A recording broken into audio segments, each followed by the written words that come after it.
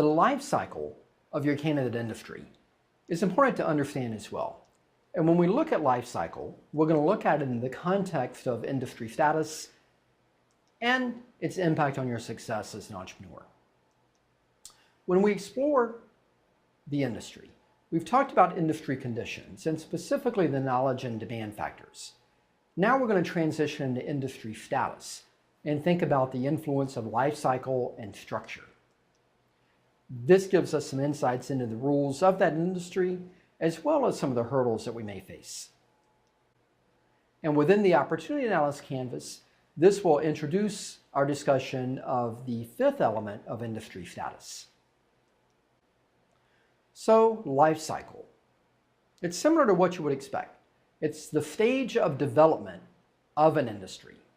And the life cycle is going to influence your success because it impacts how existing and new competitors are going to behave and react to your entry.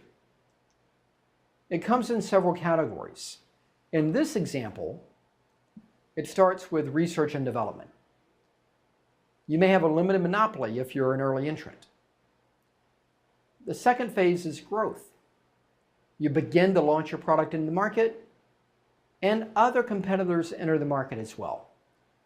The third stage is maturity. You have essentially reached a peak of competition, and you yourself may face somewhat lower production and somewhat lower revenues than you may have when you were in that growth phase. And then lastly is decline, whereas there are simply too many options for the market. There are too many competitors for all to survive. And you see some winding down of that opportunity.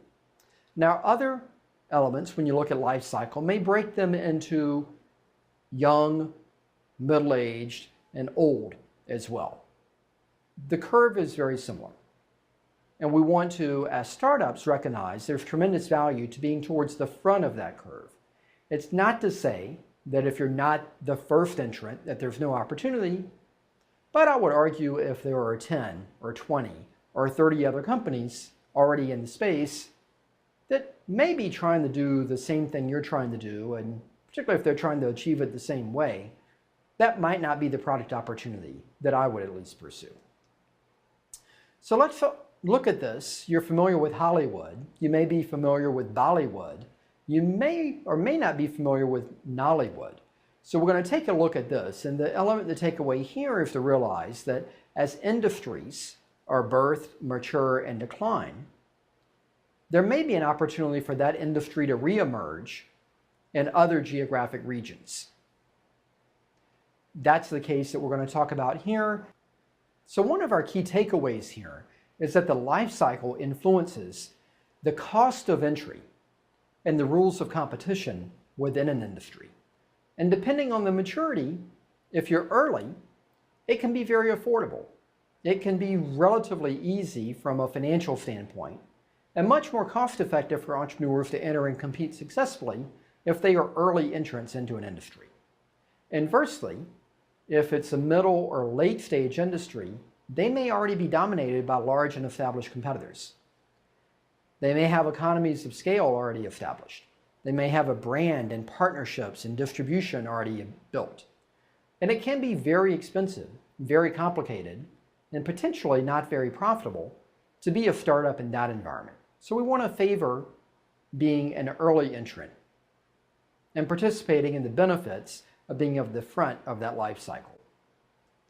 What that means in context, when you look at a few of the metrics for Nollywood, is the estimated annual revenues of the Nigerian film industry is $590 million. There are further investment mechanisms and loan mechanisms funded by the government to try and increase and grow that. We see that there are 50 films produced in Nigeria weekly. And the average cost of them are somewhere between $25,000 and $70,000. In contrast, a top Hollywood film, $250 million. An average Hollywood film, maybe something in the order of $50 million. So you're still comparing thousands to millions when you are looking at the relative cost of entry and operation within these different areas. And the opportunity to distribute online may bring a very attractive audience as well.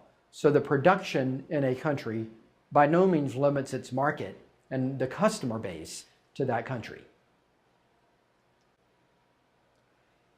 I want to take a different look at another firm that I'm very familiar with, a company called FiscalNote. So FiscalNote is using a proprietary database that they've developed of legislation and advanced predictive analytics to sell to companies and organizations to search, discover, and forecast state and federal legislation. This lets them monitor trends in different industries or states that those companies or organizations are interested in. And it leverages machine learning algorithms that FiscalNote has developed to discover new developments relevant to your company or organization, as well as to anticipate what may come and what it means to you. So when you think about the life cycle, one way to consider it is how many companies are out there doing the same thing. How many companies are out there that are using some measure of big data and machine learning and analytics to examine state and federal legislation? For me, the answer was not many, arguably none, the way that they're doing it. So they're very much on the front end of this market. What that lets them do, being on the very front, is to build a strong team.